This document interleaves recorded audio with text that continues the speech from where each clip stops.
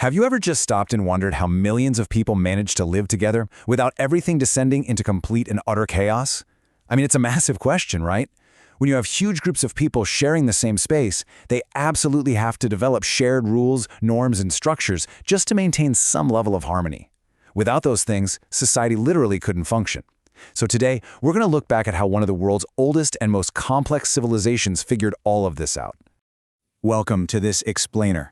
Today, we are diving straight into the deep, ancient foundations of early Indian civilization. Specifically, we're going to look at how state and society were organized all the way up until the year 1000 CE. We're unpacking their brilliant systems of governance, the everyday lives of regular people, and the economic engines that powered this entire incredible era. To make sense of thousands of years of history, our master plan is to break this down into 5 key pillars. 1. From clans to great empires. 2. The art of governance. 3. Society and everyday life. 4. Knowledge, faith, and ethics. And 5. The engines of early economy. All right, kicking things off with pillar number 1, from clans to great empires. Okay, so if we map this out, our timeline really begins with the Vedic period, which stretched from around 2000 to 500 BCE. Back then, society was largely organized around clans. But then, between 600 and 300 BCE, we see the rise of the Mahajanapadas, these much larger territorial states. And that expansion basically paved the way for the foundation of the massive Mauryan Empire in 321 BCE. And then centuries later, the golden reign of the Guptas in the north from 320 to 550 CE. But making that leap from clans to empires required a monumental shift in human organization. Early on, people identified as a jana, which was a kinship-based clan. Basically, your loyalty was completely tied to your bloodline. But eventually, this shifted to the Janapada, a word that literally translates to where a people first set its feet. This was a total game changer. It marks this profound transition from a fluid family identity to a concrete territory-based identity. You weren't just tied to your family anymore, you were officially tied to the land itself. And you know, as these territories grew, while the ambitions of their leaders grew right along with them, rulers started developing this sweeping pan-Indian geopolitical awareness. They didn't just want to rule a tiny plot of land anymore. They aspired to be a Chakravarti Samrak. That was the political ideal of a universal paramount ruler whose authority stretched across the entire Indian subcontinent, literally from the Himalayas all the way down to the sea. Moving right along to pillar number 2, the art of governance. So, how on earth do you govern territories that massive? Enter thinkers like Kautilya with his Saptanga theory. In his famous treatise, the Arthashastra, he didn't look at the state as some rigid, mechanical thing. Instead, he saw it as an organic, living whole made of 7 interdependent parts: the king, the ministers, the territory, forts, the treasury, the army, and allies. It's like a giant puzzle. If any one piece fails, the entire state suffers. It's a remarkably sophisticated way to approach governance. Now in practice, keeping that living organism of a state healthy required a highly structured, decentralized chain of command. The supreme kingdom, or Raja, was divided into provinces. Those were broken down further into districts and finally down to the absolute smallest administrative unit, the villages, or urs. So the reach of governance went from the grand imperial palace all the way down to the local, everyday farmer. Okay, this next part is incredibly relatable to us today. Take a look at the Kudavalai system from the Chola period down south. This was, for all intents and purposes, a local democratic election.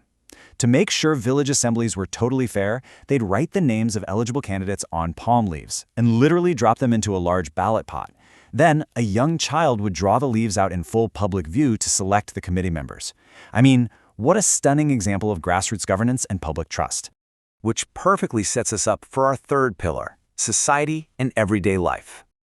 This direct quote from the Rig Veda is just a phenomenal window into the past. It says, "I am a poet, my father is a physician, my mother is a grinder of corn." This vividly proves that in early Vedic society, occupational mobility was very real. Way before the rigid jati or caste system fully took hold, a single family living under one roof could have entirely different, respected professions. Social identity was super flexible and often just based on what you actually did day to day.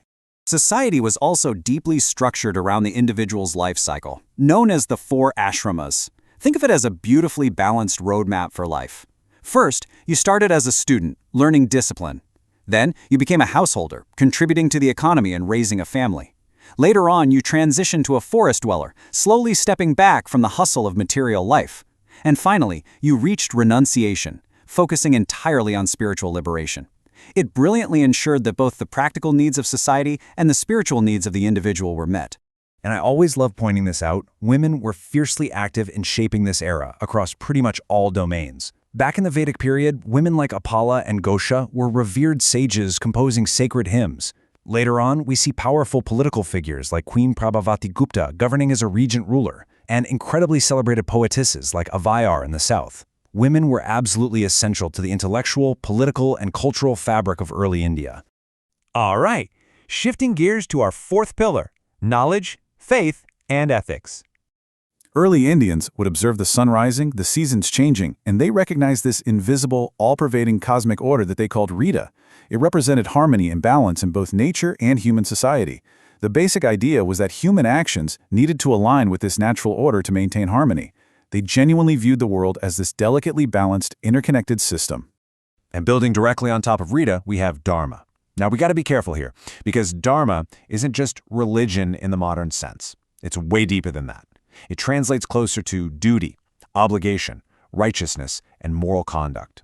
It is the ethical glue that upholds all beings. Whether you were an emperor or a student, you had a specific dharma to fulfill, and doing your duty ensured justice and stability for the whole community. So how do you actually instill those heavy ethical values? Well, you do it systematically through the Gurukula system. This wasn't just sitting at a desk memorizing facts. It was an immersive, totally holistic educational environment. Students actually lived with their teacher, their guru. The focus was heavily on cultivating inner values like truth and humility, right alongside practical skills like mathematics, grammar, and even martial arts. The sacred bond between teacher and student was literally the foundation of a lifetime of learning. And that brings us to our fifth and final pillar, the engines of early economy. Let's be real. Running a massive ancient state is expensive. To fund all this, early India relied on vast trans-regional land networks. You had the Dakshinapatha connecting the south and the Uttarapatha connecting the north. These massive trade routes moved precious goods like textiles and spices, linking inland agricultural centers directly to bustling international coastal ports, and from there, out to the rest of the ancient world. The real heavyweights driving this trade were the Shrinis, or guilds. These were powerful, collective associations of traders and artisans. But listen, these weren't just casual craft clubs. They acted as powerful corporate entities. They strictly regulated product quality and fixed market prices to protect consumers. And honestly, even more impressively, they basically functioned as early banks. They took deposits, acted as trustees, and securely invested endowments. Now, I want you to consider this specific, massive number, 3,000. We are talking about 3,000 kahapanas, which were ancient silver coins. This wasn't just some random sum of money. It was the exact amount invested as a perpetual endowment in a single ancient financial transaction. And we actually have the receipts for this. This excerpt from the 2nd century CE Nashik cave inscription documents that exact 3,000 kahapana endowment being invested directly into a weaver's guild. The interest generated from this massive investment was used to permanently fund the clothing and needs of monks living in the caves. This primary source is absolute proof of the immense financial scale and the incredibly sophisticated level of banking trust these ancient guilds commanded. I mean, people trusted them with fortunes to generate perpetual interest. So, to wrap all of this up, from massive political empires and brilliant administrative systems to holistic education, deep ethical frameworks, and highly advanced economies, early India built a civilization of staggering complexity. As we end this explainer, I really want to leave you with a final thought about their enduring legacy. When you look around at our society today, which of these ancient pillars do you think most strongly supports our modern world? Keep exploring that idea, and I'll catch you in the next explainer.